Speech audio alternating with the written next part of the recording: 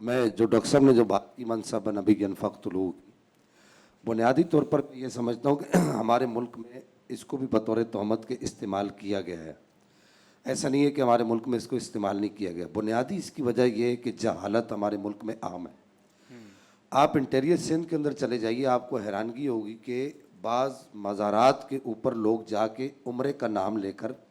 کہ ہم عمرہ کرنے کے لیے جا رہے ہیں، اور ایک پورا ایک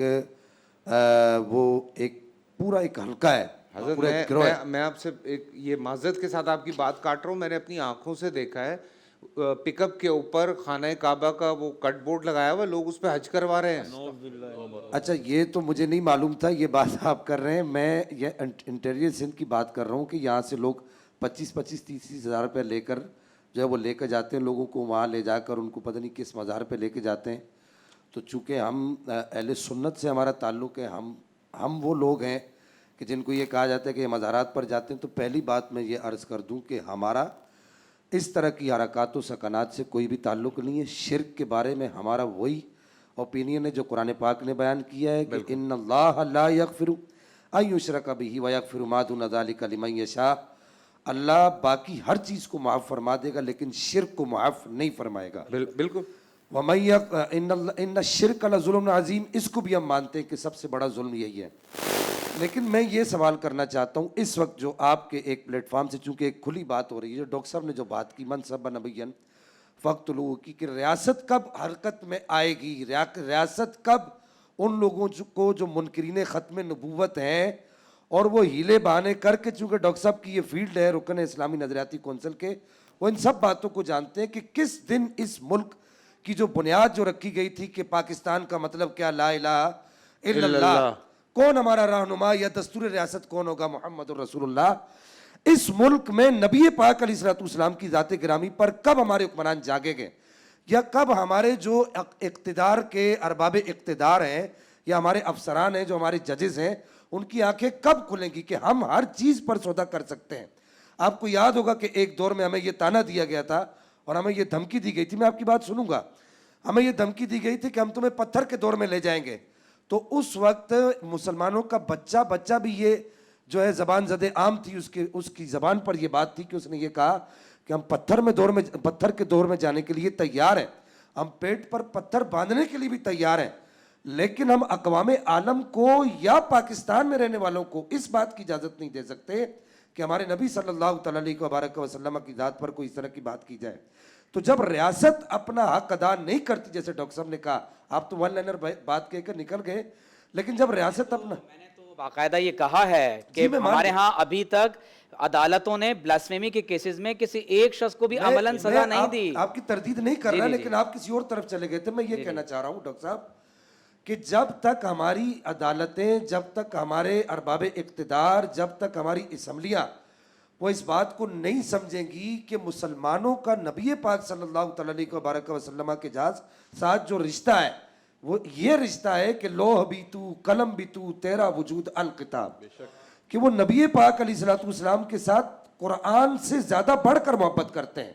وہ یہ کہتے ہیں کہ قرآن کو لانے والی ذات نبی پاک علیہ الصلوۃ والسلام کی ہے. نبی پاک علیہ الصلوۃ والسلام کے ساتھ وہ دین کے باقی احکامات سے بڑھ کے زیادہ محبت. سب سے پہلے ہماری جو بات جو چل رہی تھی اس میں ایک ضمنی اور ضروری بات یہ ہے فیصل بھائی کہ جب تک کسی پر آپ کو یقین کامل نہ ہو جائے کہ اس آدمی نے نبی پاک علیہ الصلوۃ والسلام کے بارے میں یا مقدسات اسلام کے بارے میں یا قرآن کے بارے میں یا اللہ کے بارے میں اس آدمی نے اس بات کو کیا ہے، اس وقت تک آپ اس کے خلاف کوئی اقدام نہیں کریں. اچھا، آپ کو اقدام کرنے کی اجازت نہیں ہے، چاہے فقہ حنفی ہو، چاہے مالکی ہو، چاہے شافعی ہو، چاہے حنبلی ہو، 4 فقہ پورے مذاہب اسلام کے اندر، اور فقہ جعفری ہو. یہ تمام کے تمام فقہ اس بات پر متفق ہیں کہ کسی آدمی کو اسلام کے معاملات تو دور کی بات ہے، مقدسات اسلام تو دور کی بات ہے، مثلا کوئی چور پکڑا گیا، اب آپ کو یہ اختیار نہیں ہے کہ آپ اس کو پکڑ کر قید کر دیں. آپ حکومتی اداروں یہ کس لیے بنے بھائی؟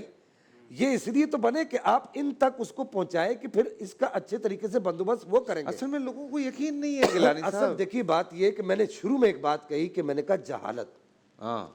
جہالت بھی کیا بد بری بلا ہے،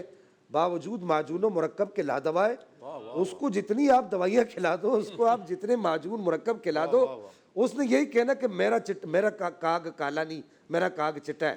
دوسری بات یہ کہ آپ یہ دیکھیے کہ آپ کو یہ بھی ادراک ہونا چاہیے کہ ان قوانین کا اطلاق کس پر ہوتا ہے۔ ان قوانین کا اطلاق پاگلوں پر نہیں ہوتا، ان قوانین کا اطلاق مجنوؤں پر نہیں ہوتا۔ اب ایک مجنو، اللہ نہ کرے، پاگل آدمی ہے، بالکل دیوانہ ہے، جو لڑکی تھی جو ڈاکٹر صاحب ابھی آف ایئر بات کر رہے تھے، مجنو ہے، اور اگر وہ کوئی ایسی بات کر دیتا ہے تو ہماری عوام میں اتنی اویئرنیس ہونی چاہیے کہ اس پر شریعت کا قلم نہیں چلتا،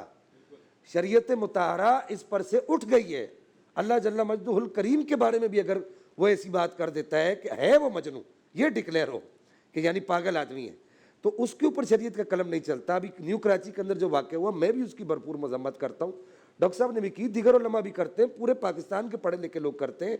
خدا کے لیے آپ اپنا ہاتھ اٹھانے سے پہلے جو ہمارے ریاستی جو ادارے ہیں ان تک جو ہے آپ رسائی حاصل کیا کریں، وہاں پہنچ کر آپ، اگر وہاں پر کچھ نہیں ہوتا تو پھر آپ کے پاس الحمدللہ یہ ملک پاکستان ہے، یہ اسلامی جمہوریہ پاکستان ہے، یہ نبی پاک علیہ الصلوۃ والسلام کے نام پر کٹ مرنے والے لوگ ہیں۔ اگر وہاں پر کچھ نہیں ہوتا اور وہ بندہ اپنی بات پر اڑا رہتا ہے، پھر آگے اس کے پورے احکامات ہیں۔ یہ کوئی اتنا آسان قانون نہیں ہے، یہ پورے احکامات اگر وہ اڑا لیکن رہتا ہے۔ حضرت میں آپ کی بات کاٹ رہا ہوں، وہ جو ابھی حضرت بات کر رہے تھے، وہ جو موبائل چور پکڑا گیا تھا، اب آپ کو پتہ ہے موبائل چوروں کی میکسیمم، اب وہ انہوں نے بندے بھی مارے ہوئے ہیں، ٹھیک ہے، انہوں نے موبائل بھی چھینے ہوئے ہیں، لیکن جب وہ ان کو پکڑا جاتا ہے، اس کو پولیس کے حوالے کرتے ہیں، 2.5 مہینے 3 مہینے بعد پھر باہر آ جاتا ہے، پھر وہ اسی علاقے میں وہی اصل حرکتیں بات کر میں رہا یہی ہوتا کر رہا ہے، ہوں کہ تو لوگ کیا کریں؟ قانون کی بالادستی نہیں ہے نا، قانون ہمارے یہاں معذرت کے ساتھ قانون ہمارے یہاں بنا ہے غریبوں کے لیے۔ جو آدمی غریب ہے، میں نے آپ کو ایک بات کہی تھی کہ شریف وہی ہے جدہ بس نہیں چلتا، یعنی نیوا ہوئی ہے جدہ زور نہیں چلتا۔ میرے ساتھ یہاں پہ مسرت مصباح صاحبہ تھیں، وہ اسماعیل اگین فاؤنڈیشن سے، وہ آج بھی بیٹھ کے کہہ رہی ہیں کہ لوگ جو ہیں، وہ کوئی انسٹیٹیوٹ کے پرنسپل تھے، انہوں نے لڑکی کو ہراس کر رہے تھے، لڑکی نہیں مانی، اس کے منہ پہ تیزاب پھینک دیا۔ دیکھیے یہ ابھی آپ آج بھی ہو رہا ہے۔ وہ سوشل میڈیا پر پتہ نہیں، وہ ایک جج ہے کوئی باہر ملک کے، کوئی انگلش بولتے ہیں، ان کا نام میرے ذہن میں نہیں ہے، ہاں وہ اچھا، وہ اپنے فیصلے وغیرہ سناتے ہیں، وہ ہاتھوں ہاتھ جو فیصلے کرتے ہیں، وہ میں کبھی کبھی سنتا ہوں، تو انہی کے فیصلوں کو میں پڑھ رہا تھا، ایک دن دیکھ رہا تھا، تو ایک وہ اس کے اندر ایک سمری آئی تھی کہ ایک چور نے یورپ کے اندر چوری کر لی۔ اب وہ جج نے اس چور کو جو ہے سزا دینے کے بجائے اس سے یہ پوچھا کہ یہ بتا تو نے چوری کی کیوں ہے؟ اس نے کہا بھوک کی وجہ سے کی ہے۔ اس نے کہا جتنے بھی افسران ہیں سب $10 اس کو دو،